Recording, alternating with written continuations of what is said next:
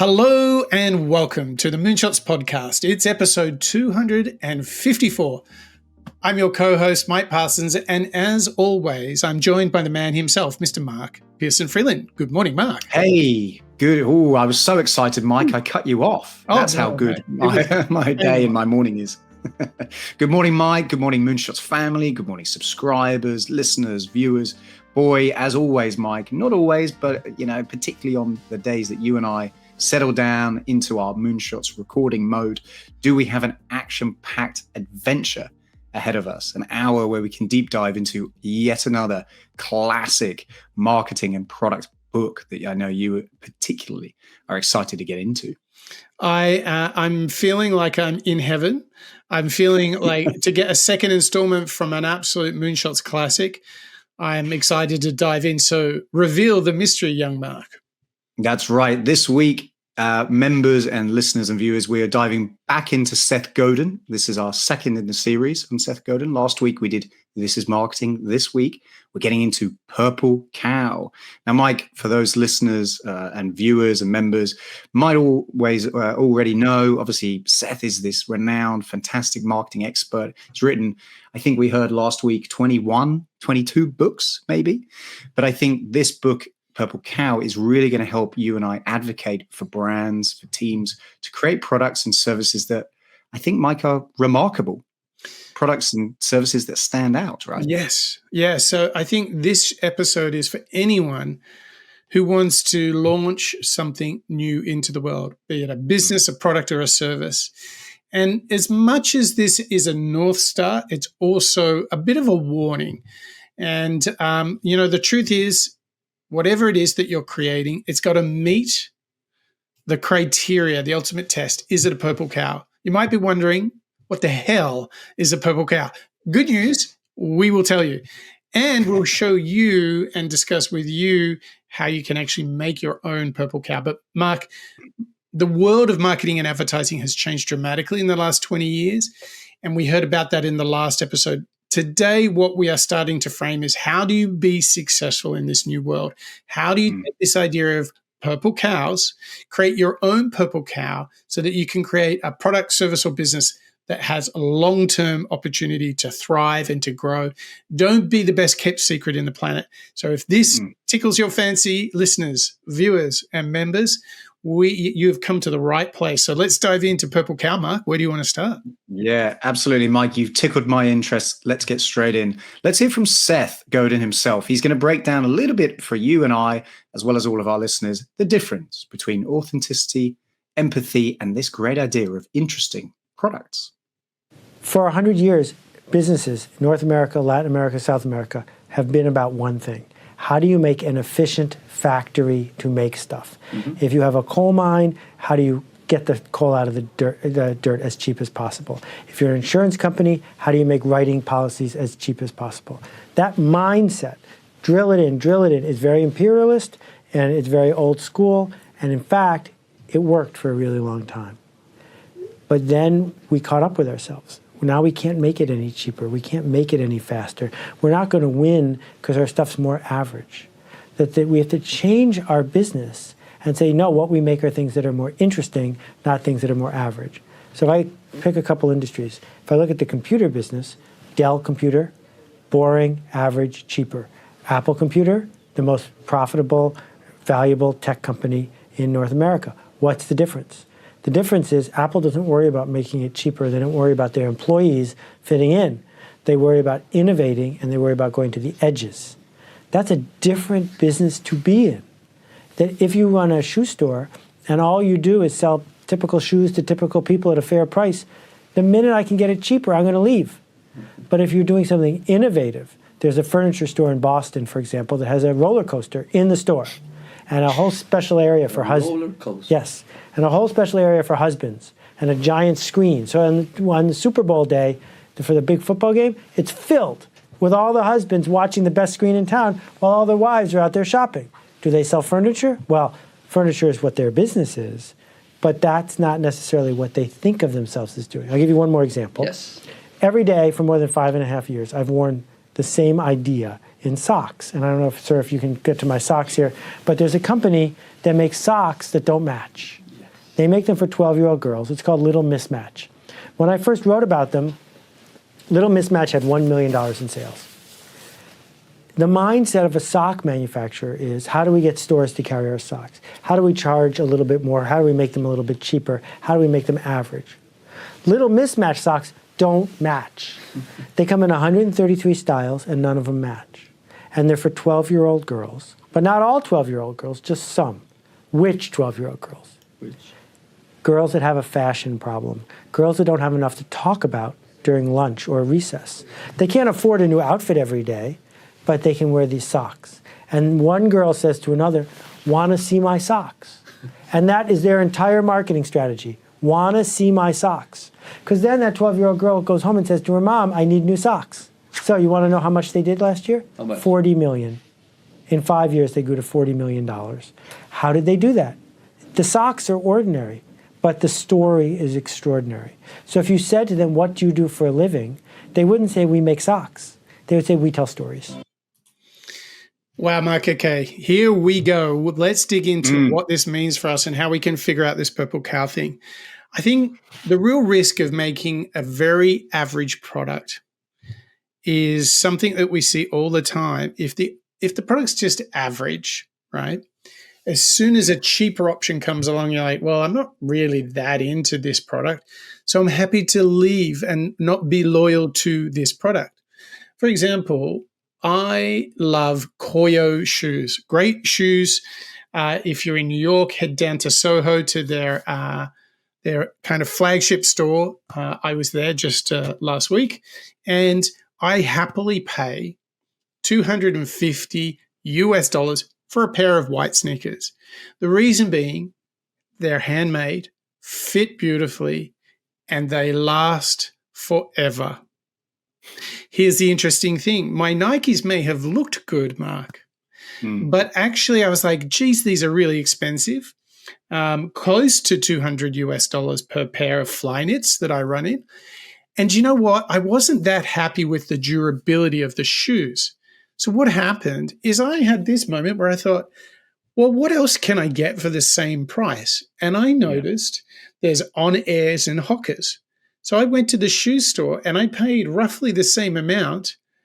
And I found a pair of Hokas, the Clifton 9s, that last 2, 3, 4 times more than my Nike Flyknits. And I am never leaving Hoka.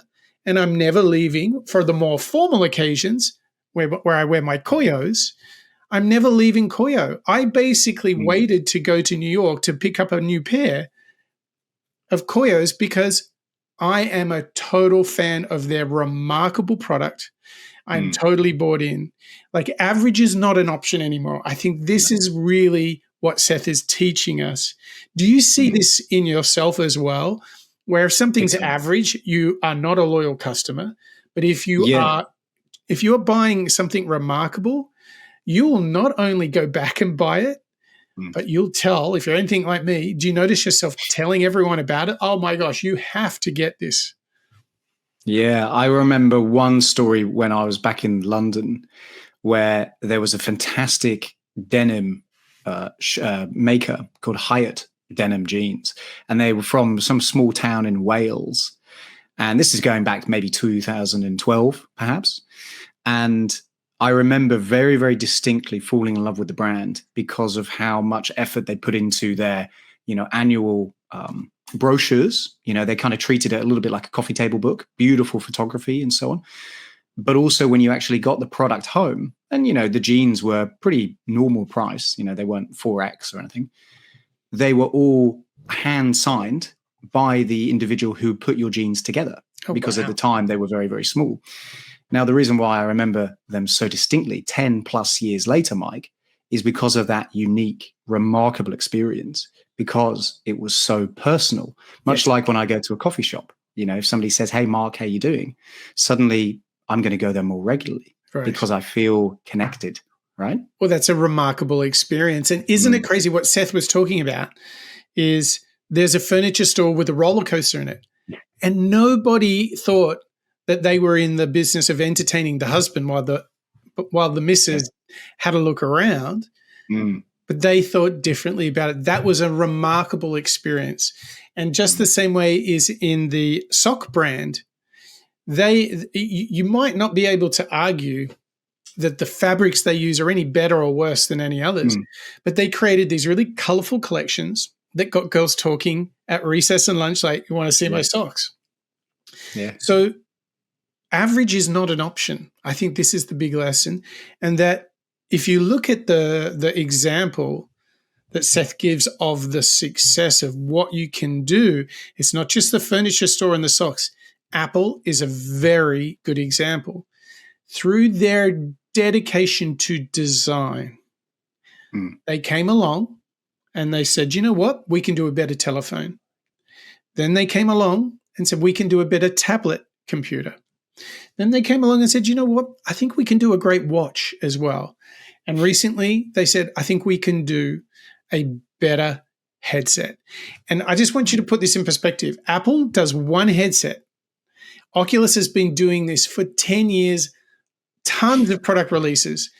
And I bet you nobody talked about all of the Oculus products ever done in history as much as one headset from Apple. Because once again, they put the design at the heart of it, and it's remarkable. Now, this is for me, this is such a great opening for the show, because if we then hold ourselves and say we only do remarkable, or to use the cover title of this book, we only build purple cows. You go past like a whole bunch of cows in brown and then you see one in purple, you're like, whoa, what the hell, right? This is the same thing that we have to remember. And Mark, I can't wait to get into the rest, but I think the reality is all of us are guilty of letting something that's not really a purple cow go live into the world as an app, as content, as a product, as a service or a business, and it gets mediocre results. And it's because they were not purple cows. Yeah, I totally agree. And you're right. We're going to get into some of those examples. We can talk out loud and learn out loud. And I think, Mark, really reflect on this change that's happening between, disposable or average products into this space that is a little bit more remarkable, because it's what you and I and probably our listeners demand. I mean, certainly, Mike, I think Moonshots may well be a remarkable podcast because I think it stands out, for you and I at least. You might even say, Mark, that our listeners are rather purple cows themselves. I think you might be right, Mike. Now, obviously, the design that our poor listeners and members cannot see on our side is we actually write out our individuals in purple when they've gone over the annual membership. So I think you and I, Mike, I think you and I, we're channeling some Seth Godin already. So please welcome in our members, our purple cows, our legends of the Moonshot Show, including Bob, Ken, Dietmar, Marjan, Connor, Rodrigo, Lisette, Sid, Mr. Bonjour, Paul, Berg and Cowman, Joe, Christian, Samuel and Barbara, Andre, Chris, Deborah, Lasse, Steve, Craig, Daniel and Andrew, Ravi, Yvette, Karen and Raul, Nikawada, Ingram, Dirk, Harry, Venkata, Marco, Jet, Roger, Steph, Gabia, Raw and Nimalen. Annual members, every single one of them. Thank you so much, guys, for always being with us. And hot on those heels, James, Wade, Christoph, Denise, Laura, Smitty, Corey and Gayla, Bertram, Daniela, Mike and Dan, Antonio, Zachary, Austin and Fred, Lorenz, Ola, Andy, Diana, as well as our brand new members, Mike, Margie, Chris and Ron. Guys, thank you so much for joining our membership for the Moonshot Show, as well as becoming, I think, Mike, purple cows of the show. Yes, and if you're feeling rather purpley, you can get your own dedicated, exclusive podcast, the Moonshots Master Series, for our members. So if you're interested in becoming a member, it's very, very easy. It's very, very, very affordable. Head over to moonshots.io and hit the big members button, and the rest will take care of itself. And in the meantime, Mark, we can consider the question of how do we create remarkable things? That's right. We've alluded a little bit towards this idea of what is a remarkable product in our minds. Let's now hear from MentalEFit Book Club, who are going to take us a little bit further down that rabbit hole and help us understand how to create remarkable things. If you want your idea to spread, it must be remarkable. Purple Cow marketing is about creating something remarkable before you try to sell it. Purple Cow thinking should thus be a part of your product's design. The Purple Cow philosophy should permeate the earliest stages of your business endeavor to ensure that you create something worth talking about. In other words, the idea virus must be built into the product or service. It sounds simple, right? So why don't all companies do this? Why do companies stay put even when they know they're in a sinking ship? Because of fear. Part of creating something remarkable is that you will experience criticism and failure. Guaranteed. Remarkable products polarize people. When you create something that makes you or your company stand out, when you're the purple cow in a field of brown cows, people are going to stop and notice. Some will love it, and some will hate it. Don't take it personally. Some people just don't like purple. Remember this. If you're worthy of criticism to some, you're worthy of adoration and admiration to others. Now, what about failure?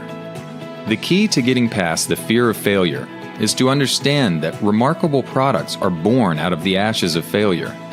Remarkable products, by definition, are risky, and some risky products are going to fail. In fact, most of them are.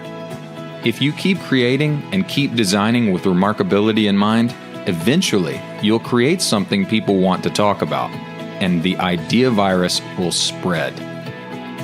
Don't be afraid to stand out, to be remarkable, to be different. Get noticed. So much wisdom in that, Mark. You've got to put this idea virus inside of the product, and you've got to have the courage to do something different. Because what's quite interesting, what that video points out from the book Purple Cow, is that, I think everybody conforms to the norm.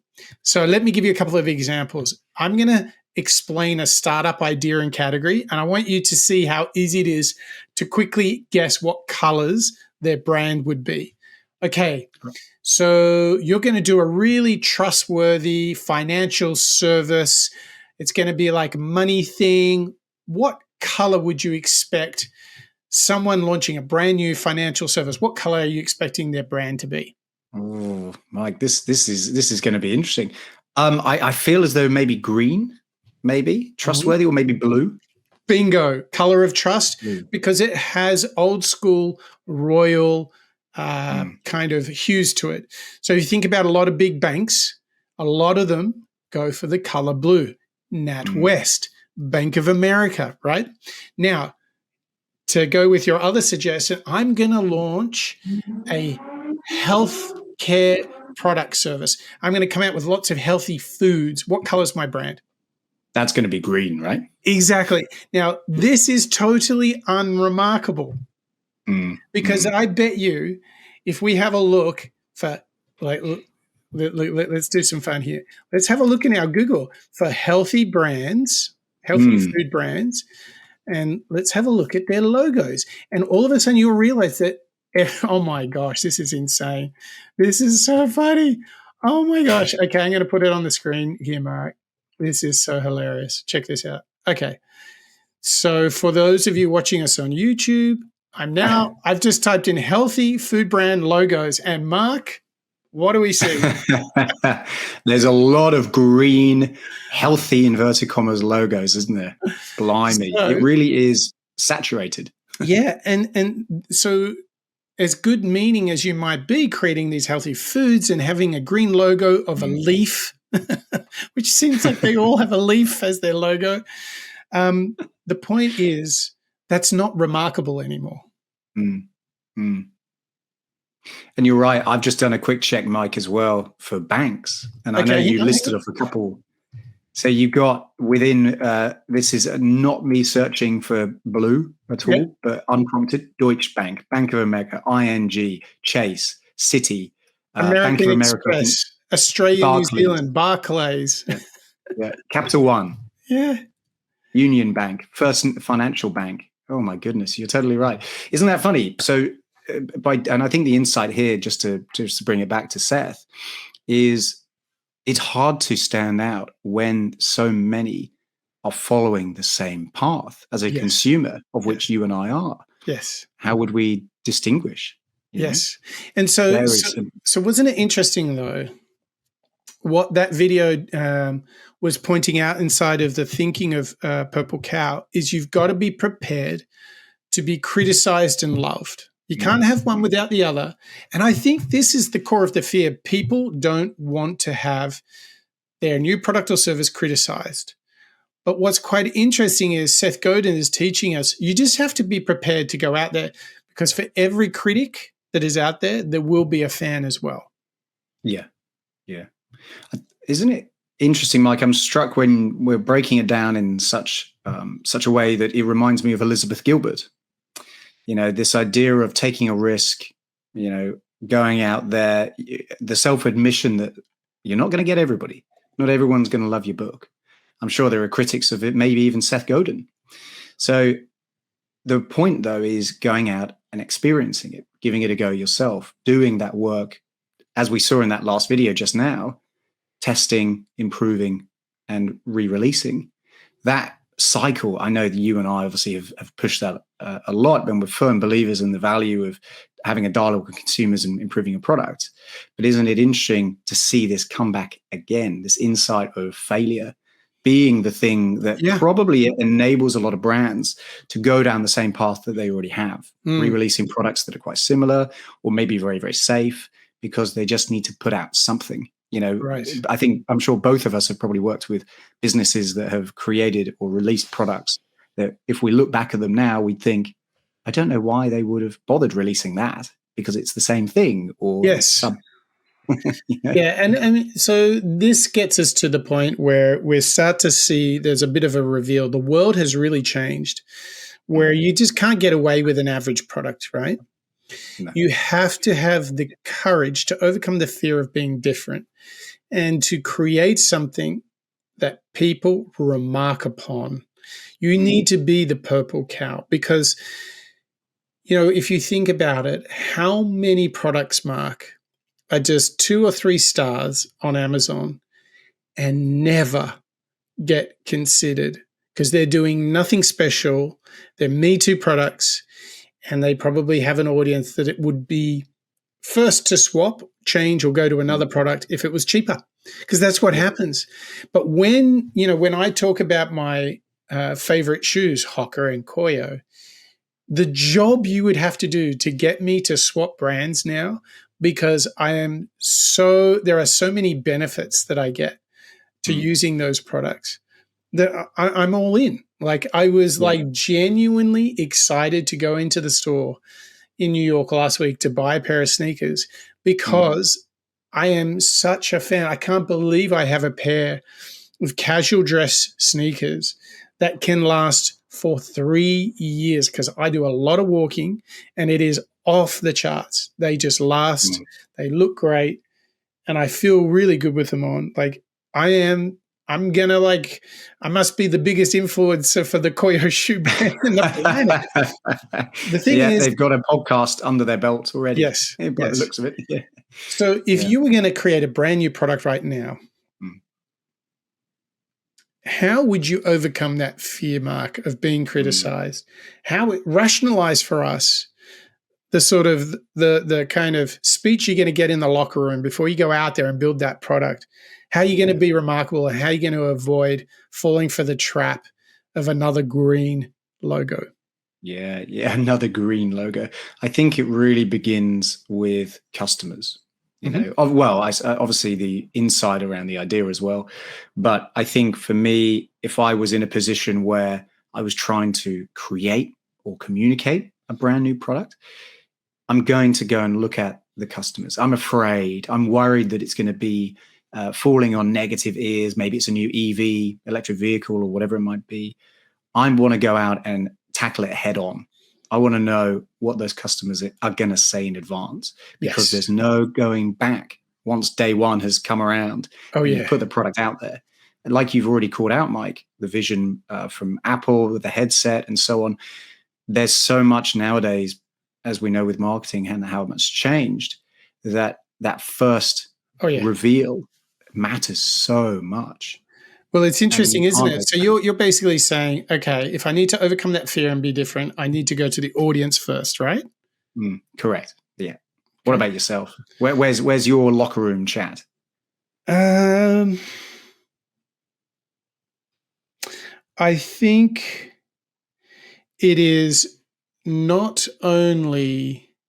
I love this idea of going to the customers. Like, don't try and guess. Just know. Mm. Just know. I think this is it. Yeah. I think you're absolutely Yeah. right. Go to customers. You don't have to like be wondering to yourself the day before launch, will anyone like this product? Like, you should not be there. You should know that people are going to love it. And you should have done all of that customer survey, interview, testing work way before. So in fact, rather than being nervous at launch, you should be like so excited and ready to bring a gift to the world rather than like, ooh, I hope this works. Yeah, that's exactly it. Can you imagine with the disappointment if you were on a team or your product has gone live and you kind of know in the heart of your heart, it's not quite what I wanted, or it isn't quite going to land. Maybe version 2, maybe in a month. But right now, I'm not that happy. Imagine that feeling when we have to deliver work that isn't quite up to our standard. Oh, yeah. It's pretty disappointing, isn't it? And I think consumers now can see through that. Yeah, yeah. And you pointed it out. If you go to your customer, it's clearer because you're not trying to interpret your own thoughts. You're actually very clearly like, okay, score of 1 to 10. How likely would you be to share this product and recommend this product to a family or a friend? And if they say like 2 out of 10, well, you don't need to guess. That means it sucks. Yeah, yeah, exactly. Well, as our eagle-eyed, listeners and members will remember, last week you brought up the NPS score. Yeah, the NPS, and that's a great analysis tool in order to understand and quite quickly get a dipstick with regards to advocates, isn't it? It's a great way of understanding, okay, well, where does that product or service fall right now? Yeah. And that is something so easy, so quick. All it takes is a little bit of communication with your... Yeah, it's easy to do, but it takes the courage to listen, right? It takes the courage. To listen, yes. Yeah, you're yes, right. yeah. And what you're opening up is really perfect segue into the next clip that we have, which is all about getting to know your audience, right? Well, you're right, Mike. That is a perfect little segue. I'll claim it's intentional. We're going to now lean into Seth again. We're now getting into, Mike, that meaty part of the show where we understand a little bit more about mechanics and how to do it, which is, I know, something that you and I really want to hear from Seth himself. So now let's hear from Seth with regards to this big old question. Where and who are my audience? The heroes of Inc. magazine are never people who started an obvious business and built it to enormous scale. It is always someone who started something their mother-in-law said was a stupid idea, who made it for a few people, and then made it spread. That if you think about a podcast, every single podcast that has ever launched has launched with fewer than 100 listeners. How could it not? It's only after those 100 people tell other people that it starts to spread. And so what we get to do is say, I am here to help. Who is enrolled in where I would like to go, needs what I do, and will pay money to have this problem solved. Now, in this moment, fewer people are paying less money for almost everything. But that doesn't mean no one is.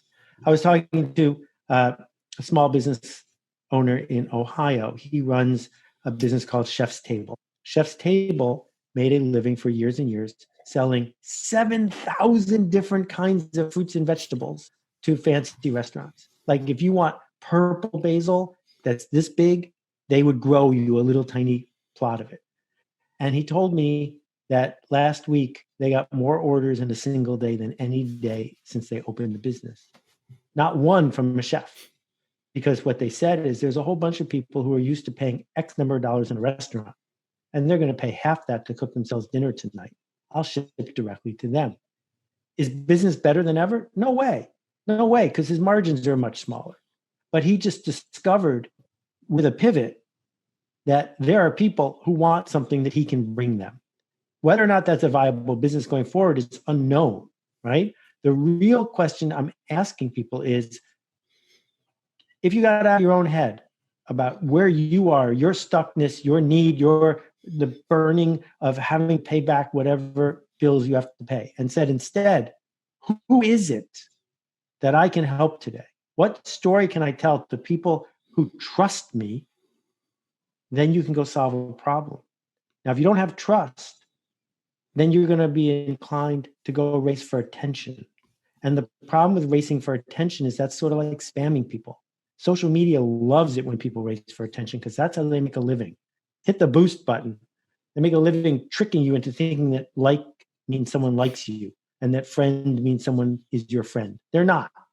That these intermediaries want you to race around trying to scam and hustle and hype attention. When in fact, we need to spend more time saying, who exactly am I here for? Yeah, who am I here for? And there was two really big ideas in this.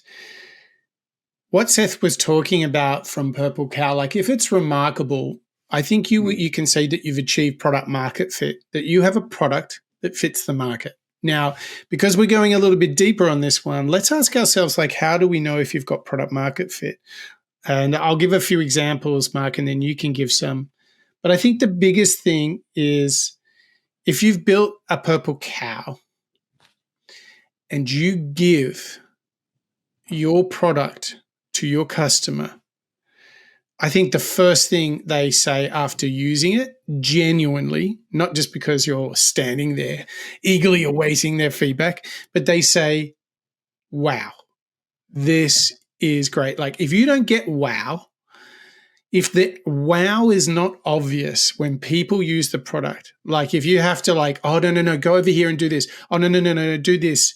Or hang on, if you face left, do 3 push-ups and wait for 7:45 p.m., then at that moment, it will be amazing, right? Yeah. So I think if it's not wow and it's not pretty obvious after that first use, like to me, that means if it's just like, yeah, it was okay.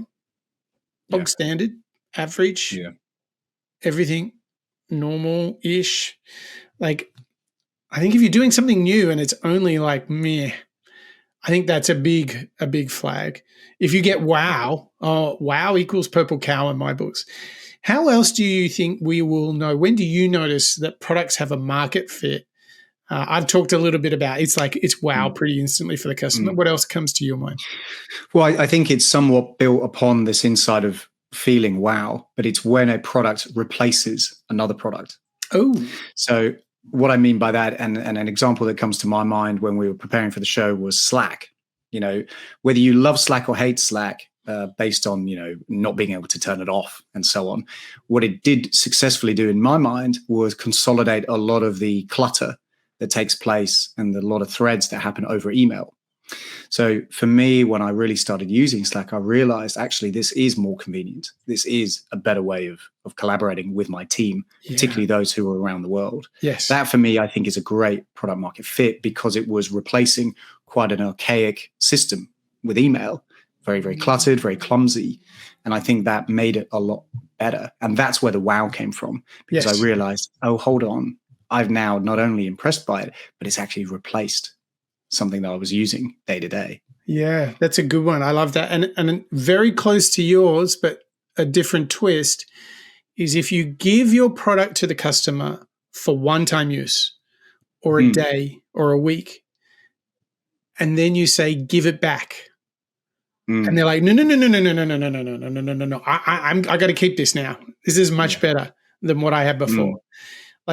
When they don't want to give it back, it's a great sign that you've really got something. Now, what the interesting thing here is, Mark, he then went on to say, when he was talking about Chef Table, he doesn't know like the long-term viability here. Now, that is a different thing. Now, if you're interested, if you think you've got wow, but you don't know if you've got a business that's going to actually make money, I think you're talking about what we call business model fit. Okay. So product market fit is the wow. Business model fit is when the cash register is ringing. And this can be two different things because you think about it. You might enjoy the use of something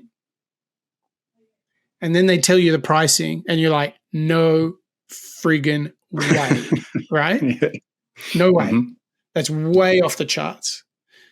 Okay, so that means perhaps that you can create the wow, but you can't get a profitable business with that because you need to charge exorbitant prices, right? Yeah. Yeah. So what he was saying is like, you've got to go out there and you've got to get the wow in the different forms that we talked about. And then we got to go find business model fit. I think another way to know if you've got wow is if you get reviews and referrals that you have not initiated, right? Yeah. Yeah, that's a great one, isn't it? Because like if you find that people are proactively, genuinely, authentically leaving reviews or recommending, like if you get a call and say, hey, someone recommended you'd be really good for this. Could you help me? Oh, well, that is a massive sign of product market fit, right? If someone says to you, if you're a consultant and someone says, hey, you should meet so-and-so because I think you could help them, that endorsement, that referral, that's huge. And that tells you you're doing something right if people are referring you. Yeah, Again, absolutely. though, there is this nuance that it doesn't guarantee that you will be profitable because maybe like if you're building a widget, let's say socks or a car, maybe the cost of goods or the build of materials is such that, oh, you can use the best materials ever and it's gorgeous to touch the product, but it means like you got to pay 10 grand to have it. And then everyone's like, no way, no, right? Because you've just used all these fine leather and titanium and all these great materials. But that stuff's expensive. So it's a bit different. That's business model fit. So if you are interested in those, definitely head over to our Eric Rees episode where we looked at lean startup. So check that out at moonshots.io.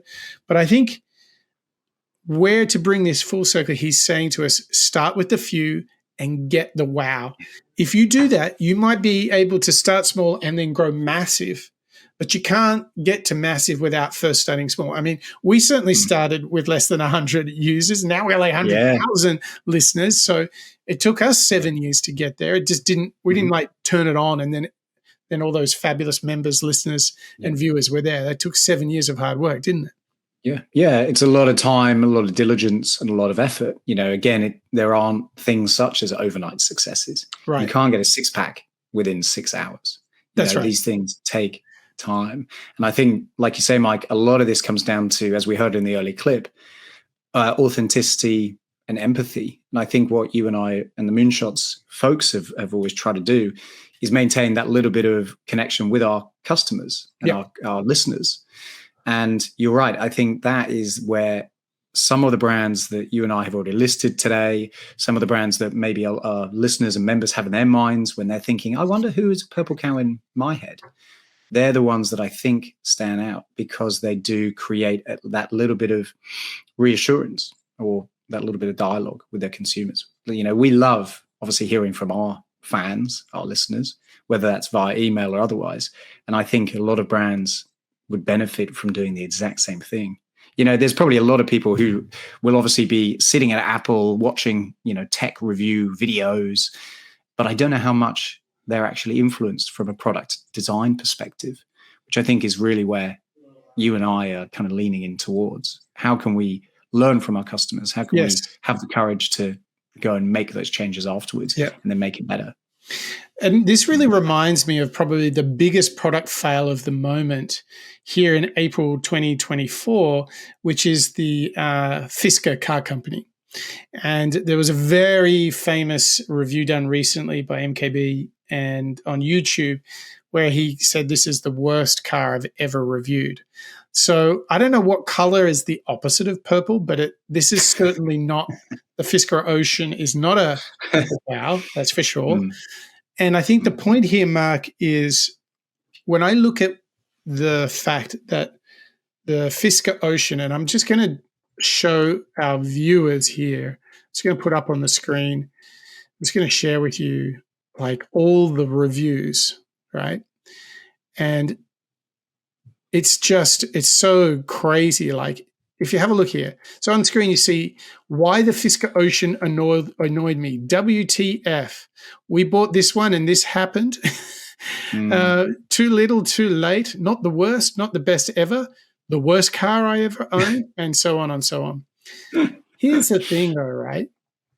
What's crazy to think, like, if we're saying you have to be remarkable, you have to work closely with your customers, find out what problems they have, solve the problems so you're like so special that they love you, they don't want to let you go in, they want to tell the world about you.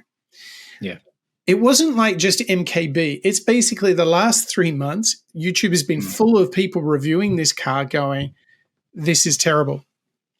One example is that when you go and turn the onboard computer on inside the car, and MKB shows this on his video, it takes like 8 seconds to boot, which is like terrible. I mean, isn't that funny? It's funny how that's something that, you probably wouldn't be able to have anticipated just a few years ago. But now, Mike, this is one of the things that we would, of course, want to know if you're buying an EV. Yes. How long it takes, where's the reassurance that it's going, safety, and so on. These facets are so important, aren't they? They are.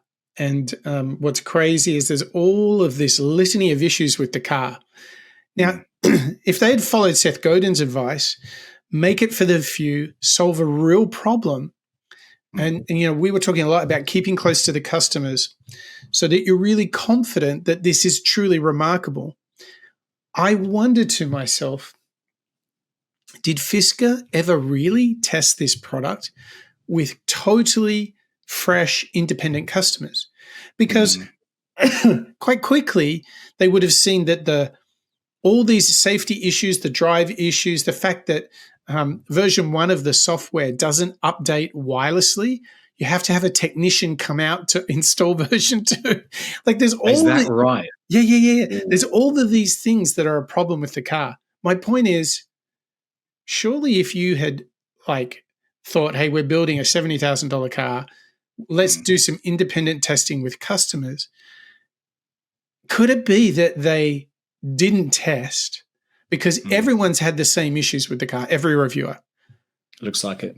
Or did they test and they just still shipped the product? Yeah. I mean, knowing in the MKB video, he says that they approached him and said, hey, let us update it to version 2.0 first before reviewing. That makes you think that what you just said may well be the truth. I think they knew. And that seems pretty disappointing. A $70,000 car, and you know that the brand have perhaps gone out, done the hard work, fantastic, compliments, but not having actioned anything, not having listened. It just makes you wonder, what was the point? Exactly. Exactly. And I think if we all ask ourselves, if some star reviewer of the world, of your industry, was to review your product, service, or business before you launched it, maybe that's a good way to motivate yourself. Maybe this is not quite as remarkable as I would want it. Because here's the thing. What Seth points out to us, if they love it, they're going to talk about it. But if they hate it, they're going to talk about it even more. Oh, yeah. Big time. And I think, Mike, as we've just seen with the with the Fisker videos, right? Yes. So you can land on either end of the scale. And I think we've alluded to it a little bit already, but in my mind, remarkability can be super subjective. It can be that if I was tasked with reviewing the product or the service that I'm creating, I'll think, oh, well, I think it's pretty remarkable. Well, of course. The truth is you don't know until you talk to anybody else, right? Yeah, but it's also not a fair comparison. It's natural. If I've been working on designing a car for 3 or 4 years, of course I'm going to think it's good. I've spent my whole life doing it. I'm not going to devalue my life's work here. But that's why you need to search out your audience. You need to search out your customer and get an independent point of view, independent feedback, because otherwise you're going to make a very expensive mistake like Fisker did, and it doesn't look good for the business overall. Which is a shame because they're trying to do something new, but they made the killer mistake. They just didn't listen to their customers because, a boot up time of 8 seconds for the in-car computer, that's crazy town. Totally crazy, Mark. But imagine sitting in your car now, trying to turn on your car and it taking, nearly 10 seconds. You think, what's going on? Is something broken? So I feel... And then, sorry, Mike, go on. No, you go. I was going to say, it makes the customer feel uncertain. And as we know, if a product or a service is making a customer, the end customer, think, am I doing this right? Or is it me? Do I just not know how to use the coffee machine, the electric vehicle? It's taking 8 seconds. Is that because I've pressed the wrong button? I don't know. Yeah. Suddenly, you're creating the fear, the concern, the anxiety for customers around it. And when it comes to talking to their partner or their friends, hey, how's that new car? Well, I don't really know. I'm not sure whether it's good or not. What's crazy, we're talking about a car. We're not just talking about a little computer accessory. Like, we're talking about a car. You get in it, it's like super dangerous. So I guess this all brings us back to this last clip in this last question of, okay, Seth Godin, Purple Cow, like build this image of like this, bring it home. How can we be remarkable with our products and services? Yeah, let's hear. I think our audience are pleased with where you and I have gone, Mike. Let's hear from Seth himself now. Close the show. Sadly, for today's episode on Purple Cow, let's hear from Seth one more time. Talk to us and fill us with confidence with regards to how to get and be a Purple Cow. In that basket over there, I have dark chocolate from 10 different countries, 20 countries, 30 different craftspeople who make dark chocolate.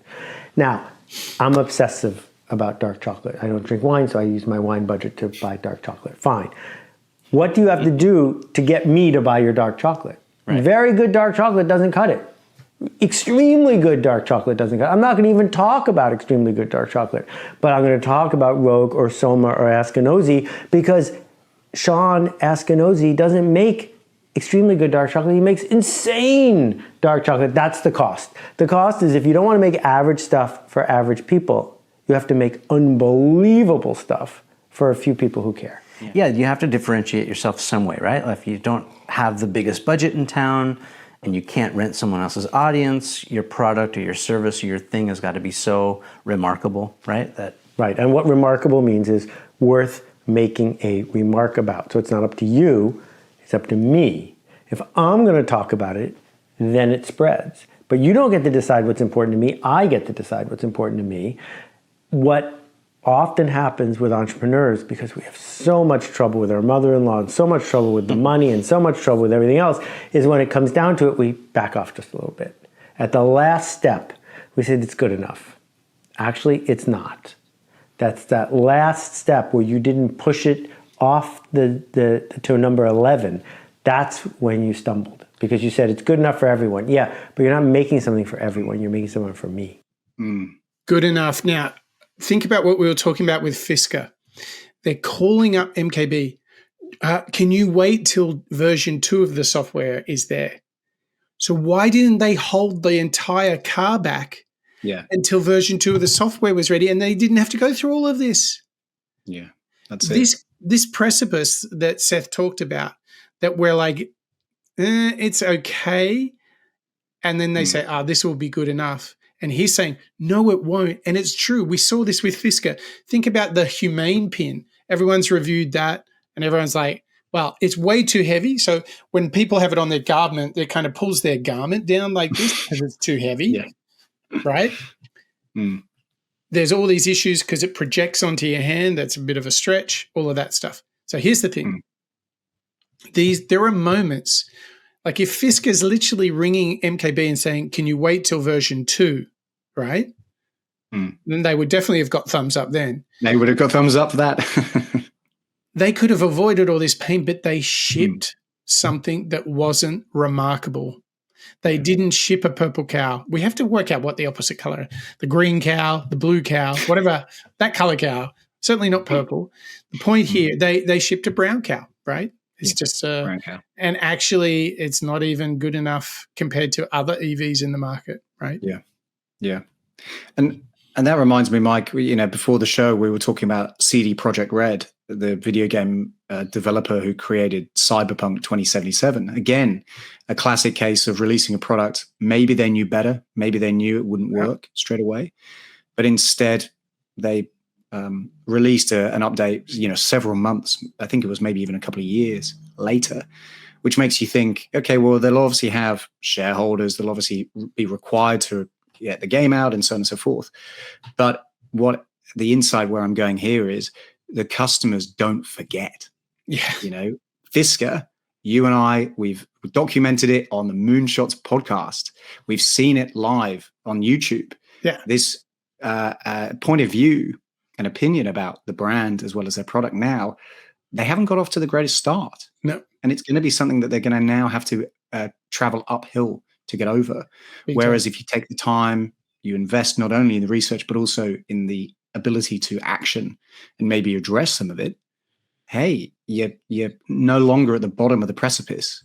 I mean, Mark, they shipped version 1 of their software that doesn't update wirelessly. You have to have a technician come out. Doesn't make sense. Like, do you think Tesla would launch a car that? Well, with tens of thousands of vehicles sending out technicians to everybody? Can you imagine how doesn't expensive? Make sense. That feels like such a compromise just hearing it, right? Yeah. I've never heard of it. It's bizarre. Yeah. But once you have version 2, it will update wirelessly. So why didn't you just wait till version 2? Oh, good. I'll just wait until the car has version 2 next year. You know, it doesn't, again, make any logical sense. And I think this is where maybe that remarkability comes in. For customers, yes, we're always looking to be surprised and impressed, but sometimes we just want the product to work. And sometimes nowadays, maybe we're getting into a time when the most remarkable products are the ones that work as we expect them to. Yeah. And I mean, the promises you make in your marketing, you need to keep them when people bring the product home. And that's where you really get undone, right? Because they say, oh, you'll be able to do all these amazing things. And then you're like, So that's far from remarkable. I mean, huge lesson. I think the big thing here is that the stakes are so much higher. You can't advertise your way out of a bad product. And I think that's what has happened in previous eras. I think Seth is making a very clear case. You can't get away with that now. Yeah, I totally agree. I think you're right. And I hope a lot of other brands and businesses also take that to mind. Because I think, Mike, you and I and our listeners and members, boy, do we enjoy a good Purple Cow brand. Oh, we love our Purple Cows. So, Mark, we've covered this gamut of insights around Purple Cows. Which one is your homework assignment? This is a tough one because I think there's a lot of key insights that naturally I totally agree with. I think what is interesting within clip 2 is thinking before you sell, really applying the Purple Cow thinking and actually analyzing it to create something worth talking about right before you even start considering marketing. It's got to be essential. You bake in that consideration right at the start.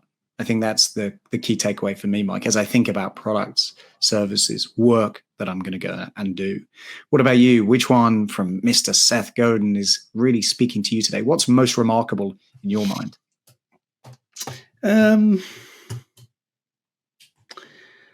I think having the courage to create something that people might hate and love, because I think that of all the ideas that we've talked about, I think that's the one we struggle with most, right? Yeah. We're like, we're going to do our healthy food product company. We should probably have a green logo, right? It's associated with health. Yeah. Let's just do that. Everybody else is doing. We'll have a different shade of green. Yeah. Maybe stand out just a little bit. We'll have 2 sets of green leaves instead of 1. Yeah, two-tone. Yeah. How about we put a sun in there too? Is that remarkable? Yeah, Nice. That's what I want. Well, Mark, I want to say thank you to you for joining me on this second adventure into the work of Seth Godin for episode 254, where we studied Purple Cow. And the 4 big ideas that we covered together today, listeners, viewers, and members, is it started with average is not an option anymore. Create interesting products. This is idea number 1 from Seth Godin. And the thing he's really pointing out for us is there is a true wow moment that you should look for to create a remarkable thing. And where do you start on that journey? You start with finding your audience. Start with a few, and then the rest will come later. Start with a few. And as you work with those few early adopters, those innovators, you can only be one thing, and that's remarkable, because anything else short of remarkable is a Me Too product. It's a meh or even worse, it is a terrible review on YouTube that could do some damage to your product, business, or service. So, in search of purple cows, no more brown cows, be remarkable. Well, I can't think of a better place for you to be remarkable than here on the Moonshots Podcast. Join us as we learn out loud together as we become the best versions of ourselves, and hopefully we'll see a few purple cows along the way. All right, that's a wrap.